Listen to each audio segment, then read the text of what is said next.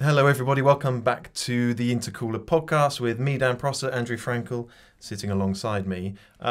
Andrew, we don't very often talk about design No, because I suppose I'm very insecure when it comes to things about design. when it comes to cars, we understand driving them, we understand the mechanics, we understand engineering Yeah. more than we understand design. Yes. That's fair, isn't it? Yeah. I mean, I know what I like when I see a car. I just don't really know why I like it. Yeah, yeah.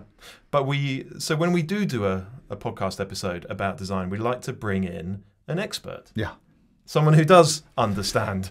And this week we're talking all about BMW design because it's a hot topic. It's a contentious topic. It's a much discussed topic. It really is. So to help us discuss it, we've got Steve Saxty in the studio with us, who has literally written the book on BMW design, the 3-part. It's a bit of an epic work, this, Steve. Sure is. Yeah, I look at it, even I'm intimidated by it. It's a beautiful thing. Andrew, maybe you can have a little flick through it. Yeah. But it's a fairly epic tome. Talk us through. Well, actually, let's start with you to begin with. You weren't always an author, and you've got a background working with the car manufacturers. So can you just talk us through a little bit about your own history? Sure. Well, my background is not in writing at all. It's the honest truth. So I'm always in awe of you guys that have done it professionally. I just wandered into it really after COVID. But my original background was at Ford. I grew up just down the road from where the R&D centre in Essex is, and I just always loved the idea of car engineering, car design, and that's really all I ever wanted to do. Is you can view them whizzing around the test track there as you drive by on the A127, and just as a sort of little 8-year-old, that's all I ever wanted to do. Of course, completely naively, I didn't actually know what the job really was. And as my friend the late Peter Horbury said, is if I had any real drawing talent, I'd have been a really average designer. So I sort of moved more into the engineering direction very early, and then lacking great engineering talent, I then swung towards marketing. So that's sort of how I ended up sort of being reasonably conversant with what I sort of call the 3 languages of design, engineering and marketing. So I'm fairly competent at saying I'm jack of all trades and master of none, obviously. So talk to us about BMW Behind the Scenes, the book that I just had on display here. Now it's a 3-volume thing, isn't it? And you'll tell us, but it's the sort of comprehensive story of BMW design. Yeah, I mean, the idea is I found this in my first book. People always want special editions. They want the best, the collector's edition. And the first book I ever wrote, and I did some Ford books earlier that were pretty popular, was people never want to buy the regular book. They always, even before I finished the first one, people saying, "What's the special edition?"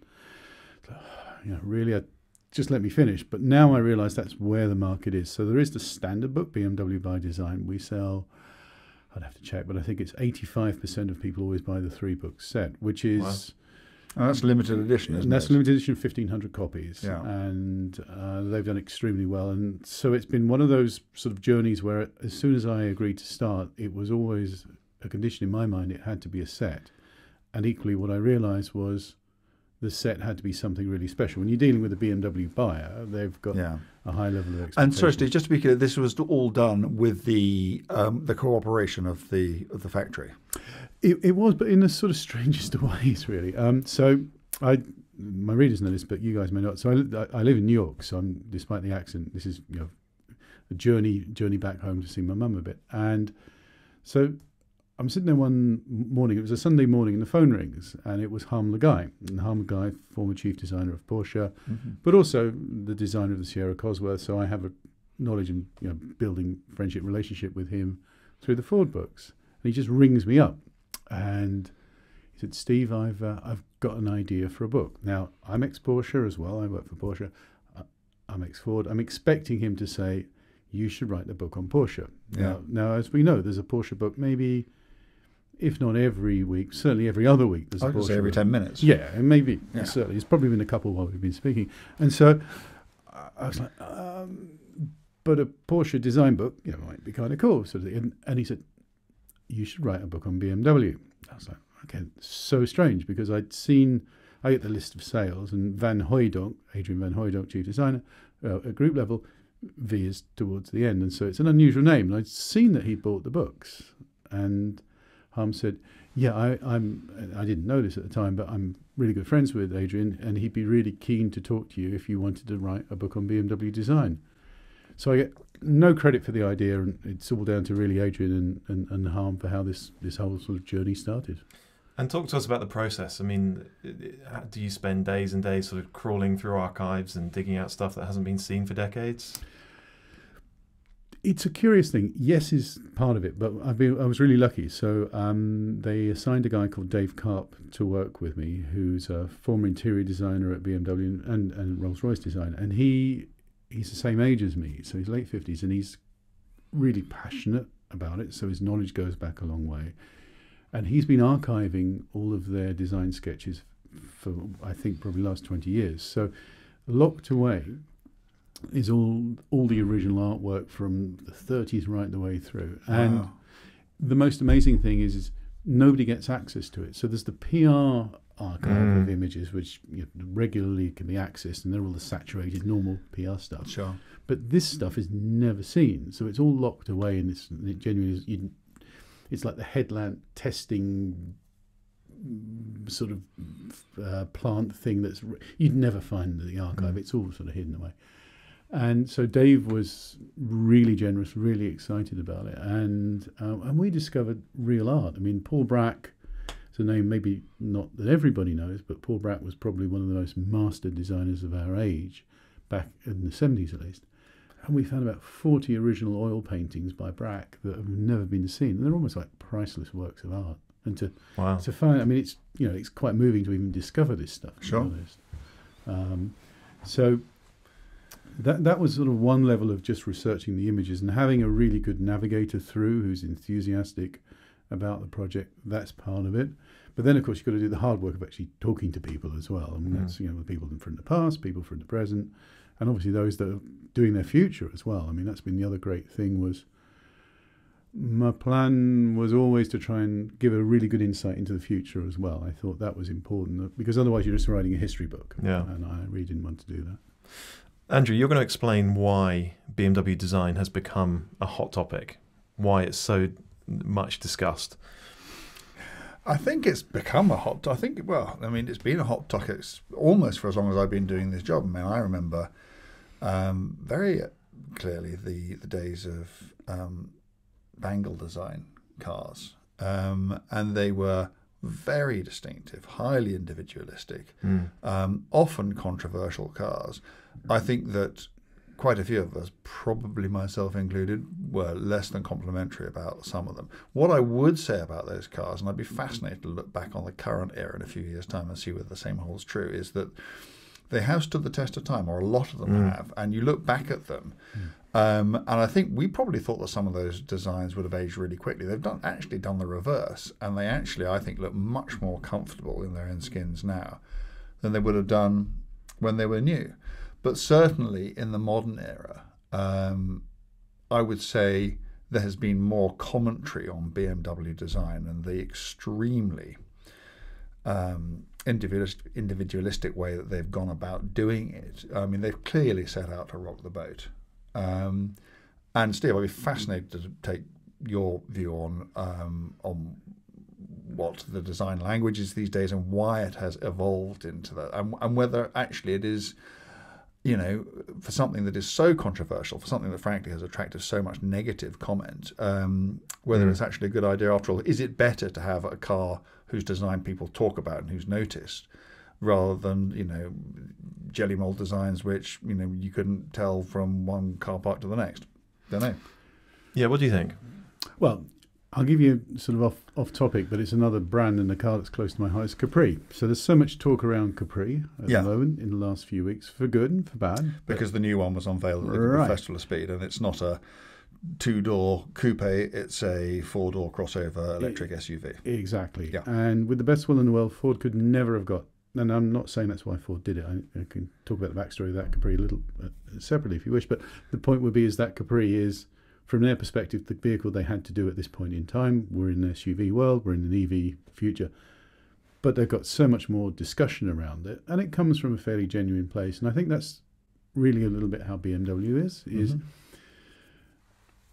there's no doubt they've been controversial along the way. You mentioned Bangle, and obviously the fact that the Bangle designs are very playful, I think it's fair to say. I mean, there was a lot of experimentation going along.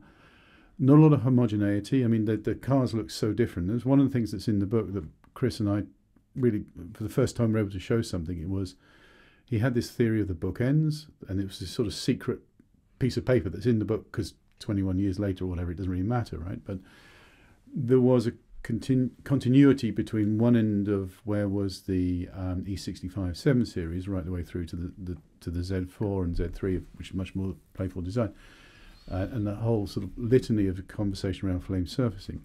So they've been driven down this path. What is? Well, I mean, I think I know what it is, but this term, which you may not even have heard. Yeah, no, I've heard it. Yeah, but we used to hear all the time back in the day. Flame surfacing. What is flame surfacing? It's a great question because it's not very much, right? So here's the truth of it. A lot of cars from that era were called flame surfacing, and the phrase comes from just one night they're in the studio, and when you're with them, they're like a family. I mean, they will talk and they're friends and stuff like that. And one night, Anders Warming, now chief designer of Rolls-Royce, had done what was to be the Z4. Chris Bangle, and I can't do his accent. They can all do his accent really well, but don't worry. Even though I live in the States, I can't do Chris's accent. And Chris goes, that just looks like flames, and it's the way it was lit and the tortured surfaces, and that's where the idea was just that language on. But that's the one car that, in BMW's mind, is the one car that has that surface feel, and it's the twisting like you would see along a flame, obviously, interpreted into the surface. But the truth is the other car that was released around that time was the E65 7 Series. Not a shred of flame surfacing. Controversial car in its own right. Yeah. Actually designed by Adrian van Hooydonk, the current group chief designer. But it is not a flame surface car. And then the next vehicle that followed was the E65 series. Now, in the internet that didn't quite get going back then, people were getting aggressive on that car, but much loved car today. That absolutely, I think of all of them, that's the one that really has to the test of time. Yeah. But here's the interesting thing, Andrew. That is not a flame surface car. That's Zeppelin surfaced, right? Okay. So the weird thing is in a lot of car companies, you'll get a front of this car, back of this car, middle of that from different designers, just mix them all up. And with BMW, you can pretty much say most car belongs to designer A, B, C, D. Yeah. So they follow through with the purity. More than any other car company I've pretty much seen that's of any size, it is his car or her car, etc., etc.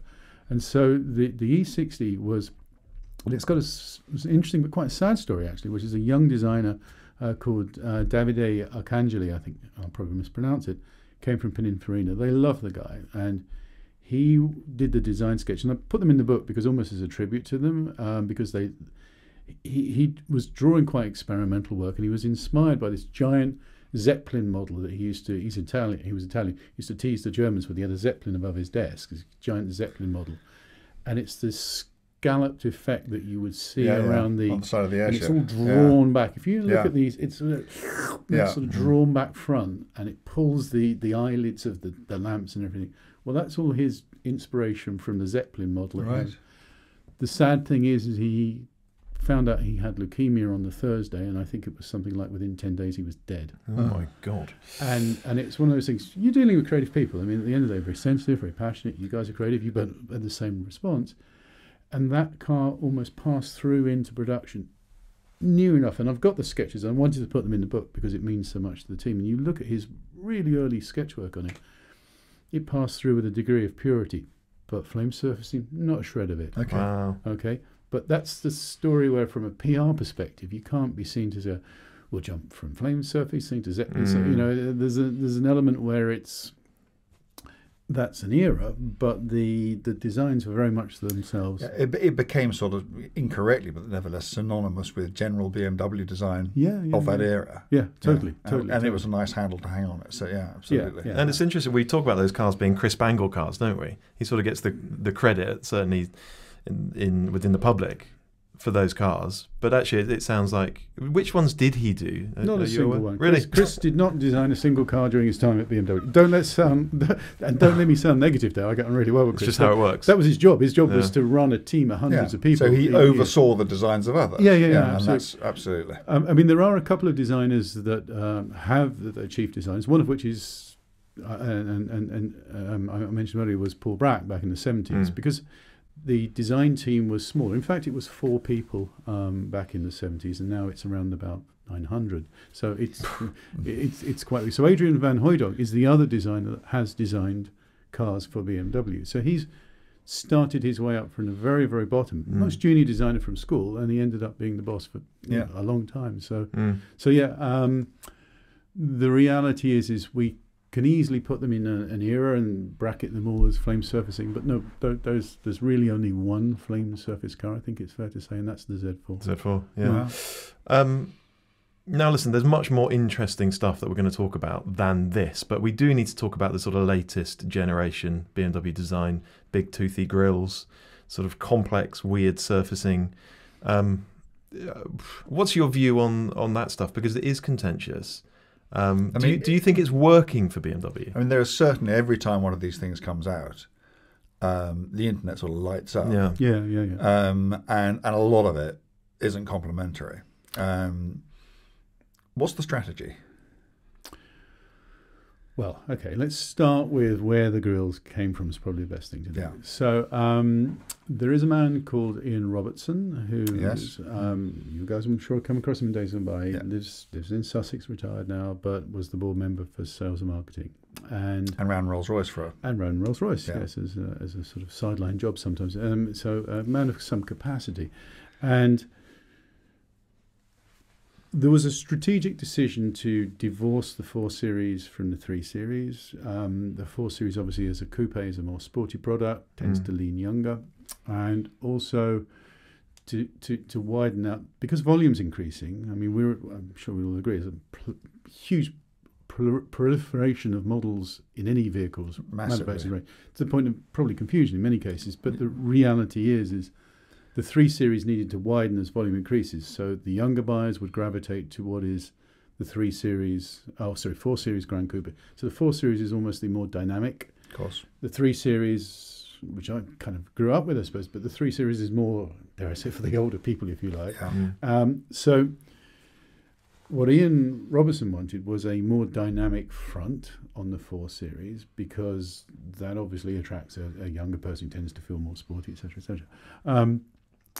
And at the time, they'd just done the 3.0 CSL Homage show car, which was much loved. And that had a big, strident, more vertical grille. And it was a really liked car. And it looked to me, I always thought that car was really destined to be a production car. And they did do a run of 50 of them, very similar, a few years ago now. But at the time, it was never intended to be a production car. It looked, because it was so well resolved, it looked to me like all the world that were going to make it, but no, apparently not. But it was really influential in that strong vertical grille, and it was Ian that was pushing Adrian van Hooydonk's team, and Domagoj Dukek, who runs the BMW brand design, to go for that more aggressive front. So Ian said, I'll take all the credit, all the demerit for it, but here's the thing is the 4 Series Coupe sells more than ever before, dominates the market. Find me a more successful coupe in the market than the 4 Series. And I don't want to sound like an apologist, but every time I see it now, and I was like, whoa, when I saw it, I kind of like it now in a way that I didn't when I first saw it, was so sure, So let's talk then a little bit about the future, because we've seen several variants of the new class, Neue Klasse, designs to come, and they're quite different. They're sort of cleaner, simpler designs to my eye. Actually, they look very pretty. So is there a big change coming for the production cars? Yeah, I mean, the good news is they're really open about this change. And so what is it that just all design languages have a natural shelf life and the current approach is reaching the end of it? Is there any acknowledgement that perhaps the current approach is too divisive? Yeah, too divisive. I mean, I agree with Dan. I really like the look, or certainly what we've seen of the designs of the new car that is coming. But it does seem to me to be such a complete change of direction, and I wonder where that comes from. Is it just that all design languages just have a natural shelf life, and you get to the end of it and then you do something else, or is it that it's actually been too divisive in recent times, and they sort of feel the need to completely change the formula? What interests me is because usually, even when you get changes in design language at car manufacturers, they tend not to be so dramatically different, such complete about turns. But that appears to be what we're dealing with here, and a return to the simple, clean, and to me beautiful designs that I grew up with BMW creating. Well, you got to go back to the creative process of how these cars are sketched and designed. So there's a Danish guy called Anders Torgersen who has a long history with his family. His uncle had 2002s and 3 Series sedans and all of this stuff. And he is, by his own admission, something of he's steeped in that folklore of those cars. And it sounds like it's more random than you're probably expecting, with like some great strategy or change. But it was basically. And it's in the book, so I feel I can tell it because it's a bit of a weird story. So the production car that's going to follow is actually based on the show car that's been seen. It's usually the other way around. So when we see a show car, it's just a cartoon version of the car they finished years ago, right? Yeah, but haven't shown in public yet. Right. Well, this is the other way around. Yeah. Okay. And that's why the 3 cars I had on the cover, sharing the secret of what's to come, but it's not the most veiled secret, is there were 3 cars, which is the Vision Efficient Dynamics became the i8, the 3.0 CSL Homage became that limited run 2 years ago, and the Neue Klasse. And so Anders was just asked to try and riff up an idea of what would look to be a show car that could tease something for the future. And he did this presentation called The Ultimate Time Machine, was his PowerPoint deck. And the Ultimate Time Machine was not to look back, because it's not a retro modern, it's none of that, I don't think it's fair to say, but to just understand and reinterpret what he saw, which is very personal to him, because his family has owned so many of these cars. And as he started sketching, everybody went, whoa, that's kind of got something right about it. So that's sort of one element of it. And the other element is deep into the geeky world of it. So there's a guy, and it's a funny story, because he said, nobody's ever allowed to talk to me. I had to check with Adrian, I really could talk to you. And this is the guy that does all the proportions. Right. And deep inside BMW, there is a man that's got a proportionometer where they measure all of the different vehicles. Okay. Yeah. And so in car design, you've got detailing is one. So you've got 3 components. You've got volumes, proportions, and detailing. Yeah. Okay. And surfacing, volume, surfacing, and detail. And so he's the guy that does the package. Now, there's lots of words around package. We can get very geeky very quickly about it. It was the package of the engineering architecture. There's a package of the exterior package dimensions, if you like, of which the interior has to follow. So he has golden rules set up of package. So he said, this is the best package I've given the engineers. So this car has really special proportions. If you're going to design a car, you've got to start with good proportions. If you're forced into like moving a windshield here or whatever and stuff, it will always go wrong. So he's really happy with this. Now that's a gift for Anders Torgersen when he starts doing his work for just as a show car. Is he's got a perfect package according to the guy who's the guy who measures all of this. He said it's something special, this one. And so as a consequence, what became that sketch work that became that show car, parallel path, he was asked to submit a sort of alternative reality of his own show car to become the production car, and it sort of rolled with it, if I'm perfectly honest with you, Andrew. So it's a much more creative than perhaps a strategic of like, oh, we've got to change direction here. Except one thing really interested me about that car, which is its name. Mm-hmm. You will know better than me. That is a name that BMW has used before. Yep. 1962. Yes, maybe in 60 for the first one, but yes, yeah. But that was the car that saved BMW, totally, the original Neue Klasse. Yep. Because BMW at the end of the 1950s was making either cars that nobody wanted and couldn't afford, or little bubble cars where there was no profit, and the company was in terrible trouble, and so they completely renewed, revitalized, transformed, rebirthed their business with the Neue-Klasse.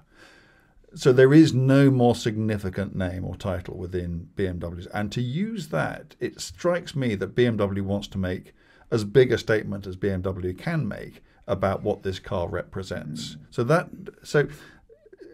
it seems to me to be very strategic. But you're saying not. Well, I'm talking about the creative side. Well, indeed, yeah. As opposed to... But in terms of the car's importance and the difference it represents compared to everything else that's come before. Totally. So strategically, as opposed to what I would call an old-fashioned term, styling, if you like. So from a strategic perspective, I think it's fair to say it is a strategic statement internally as much as externally. I mean, they are, and I was there last week, they are absolutely resolute. It will be a different way of doing business, and it is it fundamentally should impact the way they communicate on things like the website. So they are 100% committed to it to being a different car, and it's more than just the styling. I mean, there's a lot on that car that's probably there for scraping around if you really spend time looking at the interior. The interior on that thing is pretty radical, to be honest with you. I'd probably say the interior is more radical than the exterior, which is just a classically good-looking car. Yeah, agreed. Have you guys had a chance to sit in the Neue-Klasse? No. Sure. Go and sit in it. It's quite different, actually, in truth. And seeing that through in a production car, that would be pretty special, to be honest with you. Unlike any other car, frankly. Well, we look forward to seeing a production one next year. I think 2025. I think we're going to see something for the road. I think the first one will be, from what they've said publicly, will be the SUV, the X3 side vehicle. And that's good. That will be, I think, shown first, as I recall. Yeah. Well, let's look back then, and we'll all have a view here. Maybe we can share that view. But when was BMW design at its best? Well, it's you're asking for no right or wrong answers. Yeah, exactly. Well, the problem is you can't judge the present because it's not in the past, right? So you can almost say, well, look, let's do a cut-off point, because otherwise you can't sort of judge, as you said, Andrew. I have no idea what we'll think 10 years from now. Same as we all lived in the Bangle era, and we were like, what on earth are they doing now? I've got a real soft spot for probably that mid-2000s era, where it was just when Adrian took over from Chris Bangle, and everything sort of calmed down a bit, and it was the era of Karim Habib, who's now at Kia, and everything kind of got a degree of elegance, and that the playfulness. I mean, we kind of remember, we quite like, and we probably don't remember some of those cars that followed quite so much.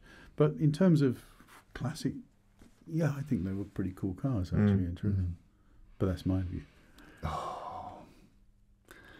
Yeah, I'm going to sound so old here, but it's to me it's sort of 70s and it's 80s. I agree. It's everything from sort of E9 forward. E9's just gorgeous. E9 is, so that's that was the original sort of the coupe. Yeah. The thing that the Batmobile was developed from, but it was originally, I think it was just known as there was a 2.8, it was a 3 litre, but CSI, CSI, CSL, and that sort of thing. And then going into the 6 Series, I think an E34 is, for the kind of car that it is fairly unimprovable for a 3-box. So we did all the BMW M5s. We did all the M5s recently. By the way, that's read quite extensively in Munich. What do they think? I don't think anybody's disagreed. They're just interested. I mean, this is a bit. They love it. Well, it's all just opinion, isn't it? There are no right or wrong answers here. Well, that's cool. Yeah. So I mean, no secret. The chief engineer on Cullinan has one of the M5s. He was very interested in reading it the other week. That's great. That's great. So we had them all parked there on this hillside in Wales, and you and we basically spent most of the day just looking at the E34, going, goodness me, that thing's pretty. It is pretty. And so understated as well. Yeah. And particularly with, I mean, this isn't about M cars, but I love the M car era where you had to kind of, you'll be looking at things like, does it have body coloured wing mirrors, even to know it was an M car. I just love that understatement about them. And the E34 was beautiful. And I also thought, I loved the look of the E30. All those sorts of, I mean, I guess we're talking sort of late 70s, early 80s cars. The other thing I absolutely adore about those cars are their interiors. E34, particularly the cockpit design. Gorgeous. So simple, so straightforward, so attractive, inviting, easy to use. so often these days you can either get a beautiful interior or interior that actually works. And an E34 does both. And I think actually, so I'm not just talking about BMW here, I think that there are so many. I think that was basically the era in which they optimized design before they had to try to package so much stuff into it that they had to go and invent iDrive, because otherwise the dashboard was just going to become a clutter of buttons. So yeah, that's it for me. Yeah, I still sort of look back fondly, even though I wasn't around at the time, at the sort of 70s stuff. Shark nose, Hofmeister kink at the rear, clean lines, just gorgeous. But actually, also sort of E46 3 Series, particularly the M3, very, very handsome car. Yeah, I've got a soft spot for the E46, I must be honest with you myself. They do look good.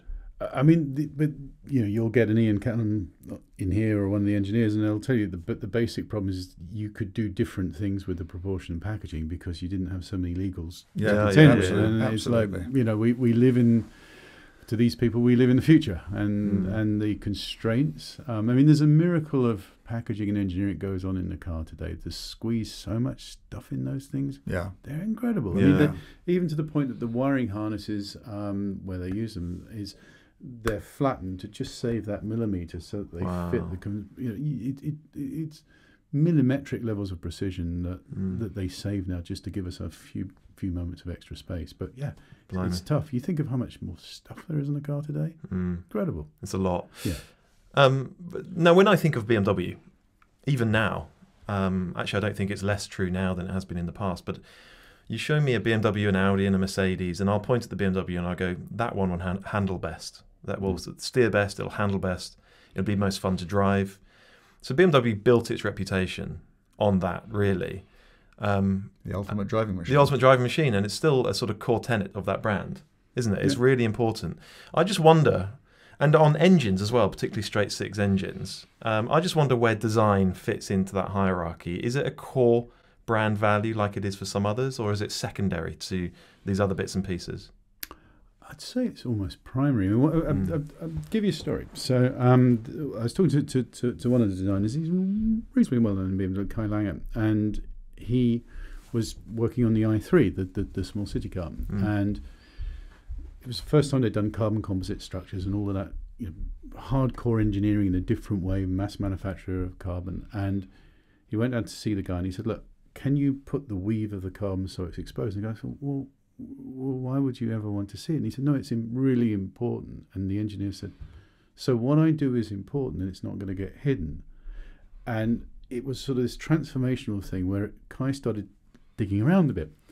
And he'd just done the 3 Series, one of the 3 Series generations, and it had the rear bumper was hanging off. He's in the workshop. And he found that the engineers had followed the form of the bumper. Nobody's ever going to see behind the bumper, hopefully behind the bumper of a 3 Series. But the engineers were following the form perfectly. Did it cost more money to do? Maybe, maybe not. But it was their passion to try and make them a little bit more than just the skin deep.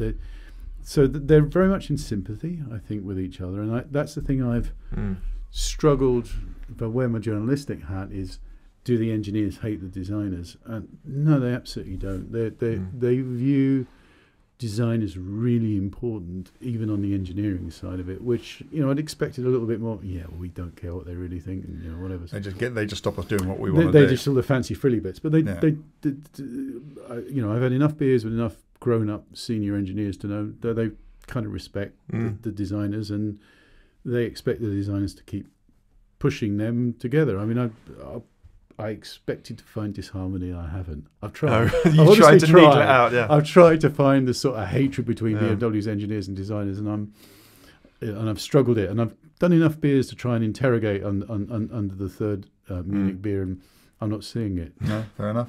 I think my issue with BMW's design language, as it is or has been for the last few years, and this just doesn't apply to all of them. I mean, I've got a 3 Series at home. I think it's a very handsome car, for just a sort of mid-sized saloon. I think it looks great. But there are others, particularly the sort of toothy grills. My issue with those is that it's a lot of noise, as Ian Callum said in our live podcast. It's shouting to try and get some attention. BMW already had a reputation for building the best handling cars, already had a reputation for building great engines. these cars were already very desirable within the mass market, super desirable, a great brand reputation. It just seemed unnecessary to try and generate more noise for the sake of it. Do you think that part of the reason for that is perhaps with the transition to EV and therefore the loss of the sort of, the key powertrain strength that BMW reputation for it has had for so long, that they felt the need to do something else, that, okay, we can't dominate with that because they don't exist anymore and cars are just going to sound like, not very much anymore. And therefore we need to regain some territory somewhere else where we can stand out in the same way that they did with their powertrain engineering. I don't think there's a strategic intent to shout more, but you've got to appreciate there's lots of different markets. So if you go to somewhere like China, of course, it's very different to the world that we're in here, and you have to stand up. So you've got a much younger buyer, average age buyer for, I think an M car is like 33, something like that. Goodness knows what it is in the UK, but it's probably 50s, I would imagine, for affordability. You have to stand up. And there's a degree of homogeneity coming out of Chinese designs where the badges could be completely interchangeable on Chinese product. And whether you like it or not, a BMW at the moment.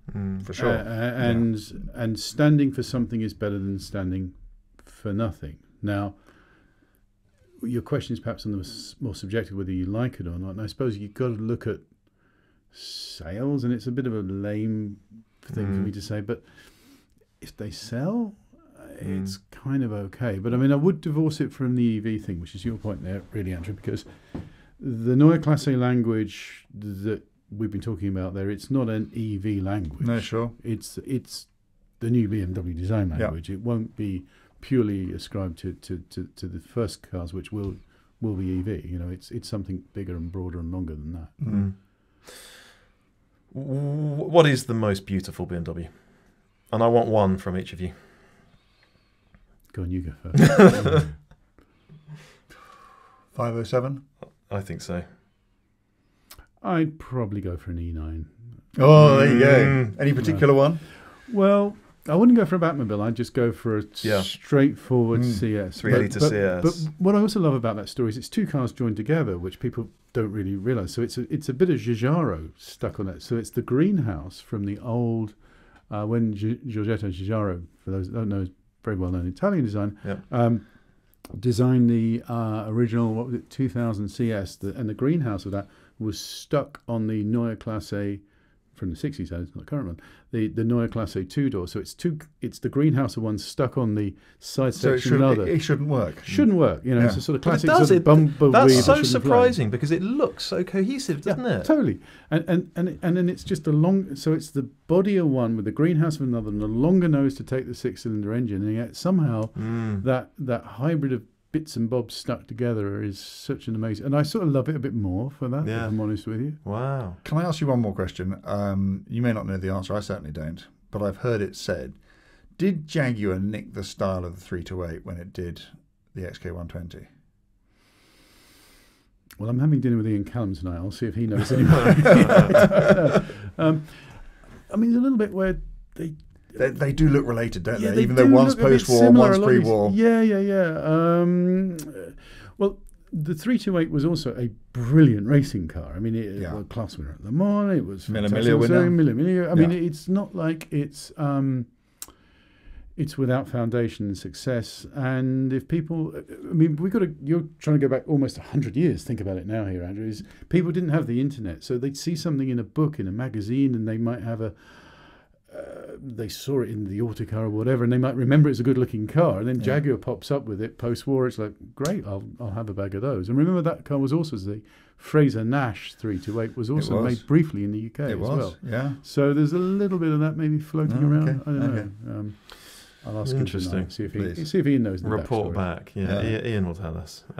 So we're running out of time, but I suspect that during the research for your book, and where can people find out more about your book, by the way? Well, the good news is I have the good fortune of a really unusual name, so it's stevesaxty.com. Okay. It couldn't be any easier. You can just go there and endlessly entertain yourself and have a free read to it too. And while researching this, you must have dug up lots of secrets.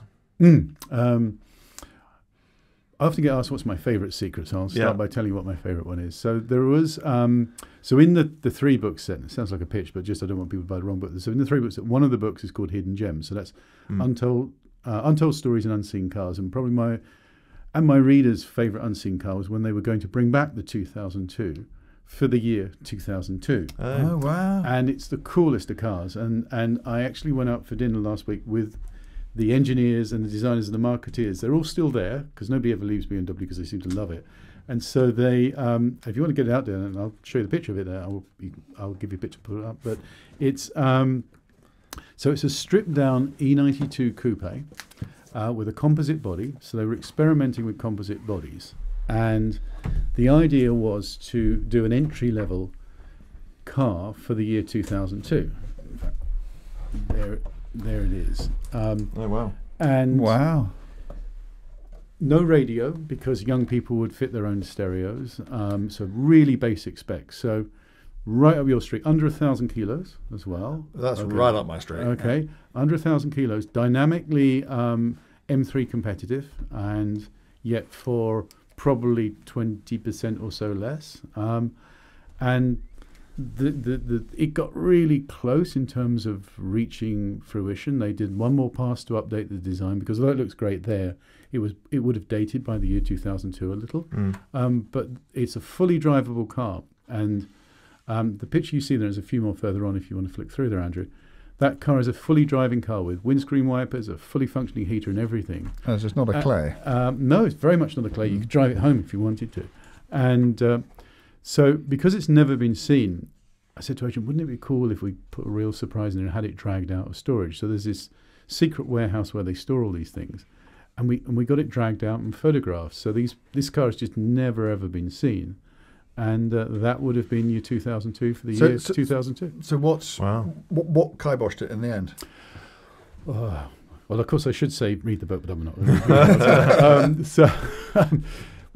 So this is when you get into corporate world. I've spent most of my life in, right? So the Americans say, oh, well, we don't want a 4-cylinder engine, we want a 6-cylinder engine. Yeah. You package a 6-cylinder engine in, you've got to strengthen it, you've got to do homologation, you've got any number of model complexity issues. So that's one thing. And then you've got the other issue, which is there's another car that's in the Rover R30, which was a small problem that BMW had at the time, which is this company called Rover. And they had to make a decision, basically. Do you invest money in the Rover R30, which is in there, and put that into production, or do you and make your small car to save Rover, or do you do what is not quite a vanity project, but it's a niche fun to have because we're BMW and we just love making the cars we want to make, and we'll do a 1,000-kilo car, or do we try and save people's jobs basically and invest that money in that Rover R30 project? In the end, neither happened, of course, because the decision was made to sell the Rover. But what I think is really interesting is the second pass of that car was done by an American designer called Chris Chapman, and he designed it. Obviously, it's a coupe, it's a 2-door car, and he was then asked to submit his ideas for the 1 Series. Once they'd sold Rover, they literally, and it's nothing more than exaggeration, say about 2 weeks later, said, right, we're going to do a 1 Series. And you can see where it came from. And he adapted the clay to be the 1 Series. Absolutely see it. And but he designed it as a coupe. He didn't want to do it as a hatchback. And all the market research guys said, you've got to do it as a hatchback. He said, well, I don't really want to do it. I'm American, I don't really like hatchbacks. So he designs the thing as a coupe. But Chris Bangle gave him the condition, but if you win, you're going to have to turn that into a hatchback. So, of course, you can guess what happened. He won. So he had to do the hatchback. We had to wait for the coupe, I think, until 2004, 2005, something like that. So there's a direct lineage between, and it's actually in the back of that chapter there, Dan, if you want to look at it, is the coupe that came out is, if you go back one page, you'll see there. The car that came out you see there actually looks like the original car, but there's 10 years between them. Yeah. 10 years between them. So so that's the sort of romantic stories I love to unpick you're never going to find these cars any other ways if you just spend time talking to designers and asking for a few favours. And yeah, sure, there was a 2002 that never happened. And is it true that for very recently, for BMW M's 50th anniversary, they were considering a purpose-built supercar, or the XM that ultimately made it through to production, the big, chunky, extremely powerful hybrid XM? Was it one or the other? to give you the most definitive and accurate answer, because it's a clear question, they were considering it. It's in the main book there, which is Project I-16. I don't think it. Well, I know for a fact it wasn't necessarily an M car. So that vehicle I-16, Project I-16, was an extensive rework of the I-8, but with a 4-cylinder rather than a 3-cylinder engine, and it looks terrific. I think it's fair to say the production car version of the show car you're looking at there, Dan. But the reality is it wouldn't have been automatically an M car, and I think that's quite important because M is really clear on what makes an M car. And I think we're in, for better or for worse, we're in the last gasp of the gasoline engine. It's an arms race out there, 800 and that's the show car. If you flick forward a few pages there, you'll see the production car that was 95% finished. That car, and it's on the next page as well there. And it's a fine-looking car. Remember, that would have been out around about 2022, so we'd have been quite familiar with it by now. We're moving forward. But that, upon its release, would have been quite a thing. But, they had to make a decision. Do they go with XM, or do they go with a market where it... And I can see both sides of this coin, right? It looks great, but we're in an arms race of V12s and V8s at monster power, and trying to put into market a vehicle with a 4-cylinder engine, kind of a tough call, right? And so, you want my opinion? It was probably the right thing that it didn't proceed, but I get it. When to see it is to go, why not? Yeah, you feel denied it, don't you? But this is just the way these big car companies work, isn't it? They unfortunately have to. And if it's your job to make these decisions, you probably make the one that makes money and keeps you in your job, I suppose. Well, at the end of the day, they do have a bit of a duty to shareholders and each other to stay in business, and that's why we see the safe play of a lot of high-end SUVs these days, because that's really where the money is. Of course, enthusiasts, I'm sure you guys, we all want to see supercars forever, but we live in the future. Yeah. Well, we need to wrap it up. Steve, thank you so much for coming into the studio and telling us all about BMW design, some sort of intelligent, informed opinion on BMW design, rather than us just shouting at each other about toothy grills. So hopefully that was really interesting to listen to. Thank you again for coming in. Now, to all of you, I hope you enjoyed it. If you're watching on YouTube, please remember to subscribe to the channel. If you're just listening to this as a podcast, follow us on whichever app you use. It really makes a difference. And we will be back next week. Bye.